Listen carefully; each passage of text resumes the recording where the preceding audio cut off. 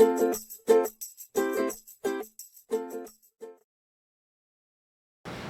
guys, welcome to This or That Thursdays. So this week we are chatting about isometric versus concentric versus eccentric muscle contractions and why you might use each one. So the difference between them all, I think concentric is the up phase in a bicep curl. It's where you're shortening the length of the muscle head. Okay, and then eccentric is the exact opposite of that. You are extending or lengthening the muscle head. Right, so that'd be the down phase in a bicep curl, so to speak. And then isometric is where you're not shortening or lengthening, but you're keeping it in a constant tension. So you're holding against an immovable object. So why might we use, well, we use concentric and eccentric most of the time. That's what you see most people doing, right? You curl your biceps, you extend those biceps. Or a squat or a deadlift, any of those exercises. Bench press. Every muscle contraction you do, there is both a concentric and an eccentric phase. Okay, and then there's your agonist and your antagonist. So there's muscles that support the movement and muscles that are the prime movers of the movement. Yeah. So concentric is basically always going to happen. So when you're pulling a rep on your own, whether it's a deadlift, a bicep curl, a bench press. The portion of the movement where you are shortening the muscle, the length of the muscle, is your concentric. You're always going to do that because when you're working out on your own, you have to do that. Eccentric also, but a lot of people just kind of get sloppy, right? If you're doing a bicep curl, they flex when they bring it up, and then they just drop the weight. But eccentric is where you build. So eccentric is where you put the most stress between concentric and eccentric. The most stress that you place on your muscles is during the eccentric phase.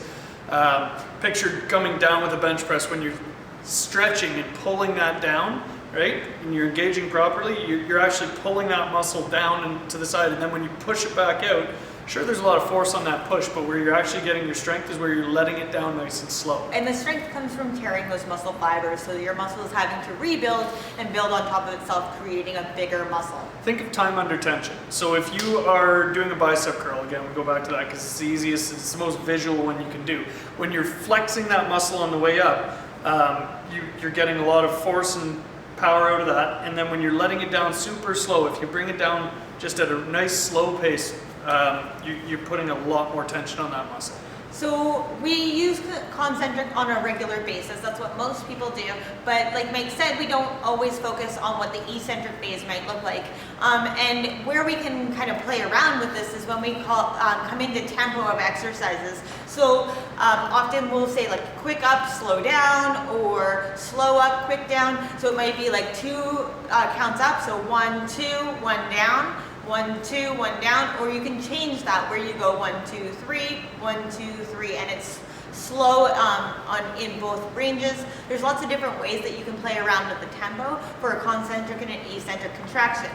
Now, isometrics come in on a totally different phase. So it's been shown that if you, like science backs this, that if you are lifting isometrically, say you have a bar racked out against some pins. You're working on your deadlift. You have a sticking point, so you set the pins or the safeties. Oh, sorry, I keep pointing over there.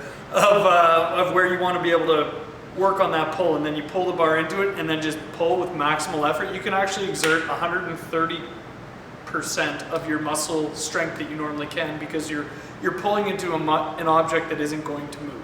So if you're pulling as hard as you can into a weight that you know you can move, your mind doesn't let you go at that full all out. But when you're pulling against something where it's not going to move, you actually have that extra, we'll call it an extra gear to be able to pull that much harder.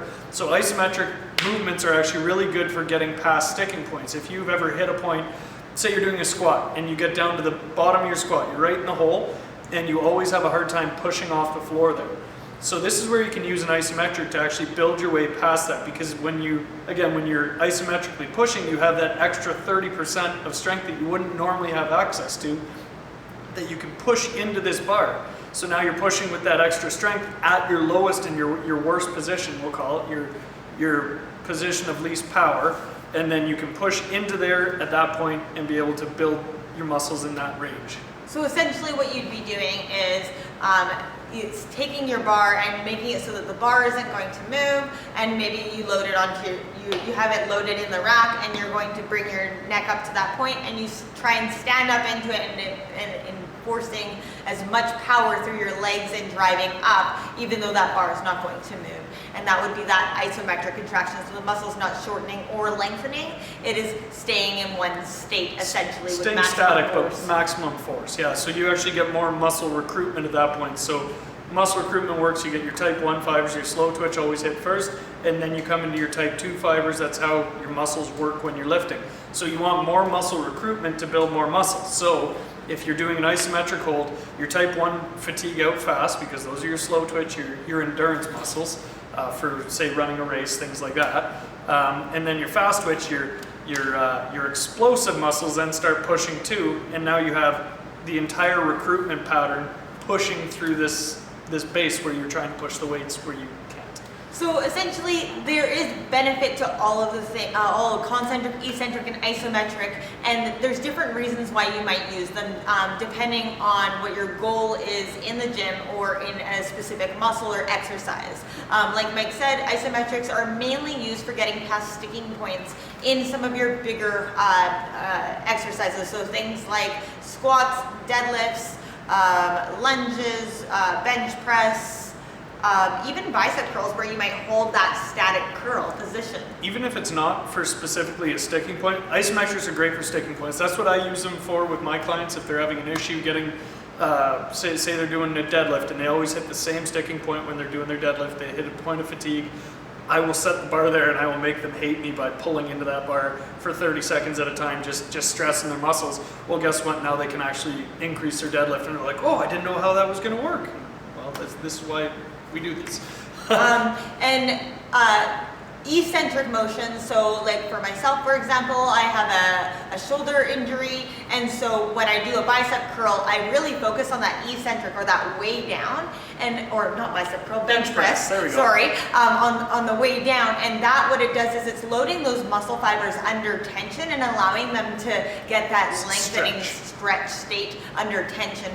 So really great for helping with injuries and helping, again, like we already said, about growing those muscles and building them that way. And then concentric is really, really important to work on that mind-muscle connection, feeling that contraction, and also for just overall building. Concentric's where you get your dynamic strength and your power too. Without that explosive range, you'll never hit the heights that you want in your training. So hopefully you guys got something out of this talk today on This or That Thursdays, concentric, eccentric, and isometric contractions. Have a fabulous week. Have a good one, guys.